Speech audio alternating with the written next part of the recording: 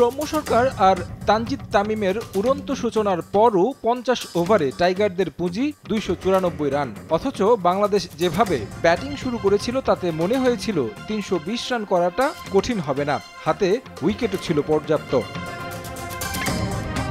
17 over 5 বলে 100 run করলেও দলীয় স্কোর 200 করতে সময় লাগে প্রায় 39 ওভার। মাঝে স্লো গতিতে খেলেন ব্যাটাররা, বিশেষভাবে বললে অধিনায়ক মেহেদী হাসান মিরাজ। 4 নম্বরে নেমে খেলেছেন 101 বল, রান করেছেন 74, স্ট্রাইক রেট ছিল 73.26। যেখানে পিছিয়ে গেছে বাংলাদেশ, বড় স্কোরের সম্ভাবনা তৈরি করলেও মাঝের ওভারে রান তুলতে না পারায় 300 ঊর্ধ্ব স্কোর পায়নি টাইগাররা। যদিও এমন উইকেটে এই স্কোর নিয়ে ম্যাচ শেষে সন্তুষ্টির কথা জানালেন টাইগার অধিনায়ক।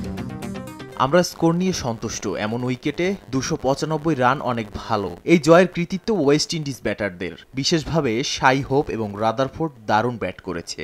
মাঝের ওভারগুলোতে ভালো জুটি গড়তে পেরেছে, আমরা উইকেট পাইনি। অর্ধেক পাউডারে দ্বিগুণ উজ্জ্বলতা, নতুন রিন অ্যাডভান্সড অর্ধেক পাউডারে দ্বিগুণ উজ্জ্বলতা।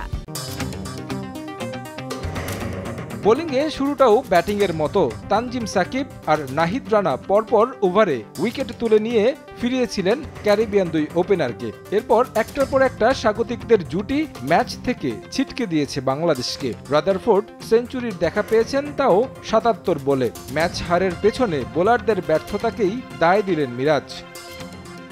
শুরুতে আমরা ভালো বল করেছি, তাসকিন, নাহিদ রানা, তানজিম সাকিবরা চেপে রাখতে পেরেছিল, কিন্তু মাঝের ওভারগুলোতে আমরা উইকেট পাইনি। এ ধরনের উইকেটে এমনটা হতে পারে, উইকেট যে খারাপ তা বলবো না।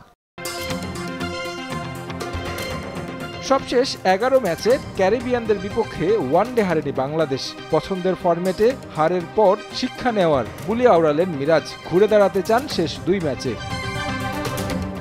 আমরা এই ম্যাচ থেকে অনেক কিছু শিখেছি, আমাদের কিছু ভুল ছিল, পরের ম্যাচে কিভাবে ভালো করা যায় সে বিষয়ে আমরা ভাবছি। এখনো আমাদের 2টা সুযোগ আছে, আমার মনে হয় সিরিজ জেতার দারুণ সুযোগ আছে এখনো।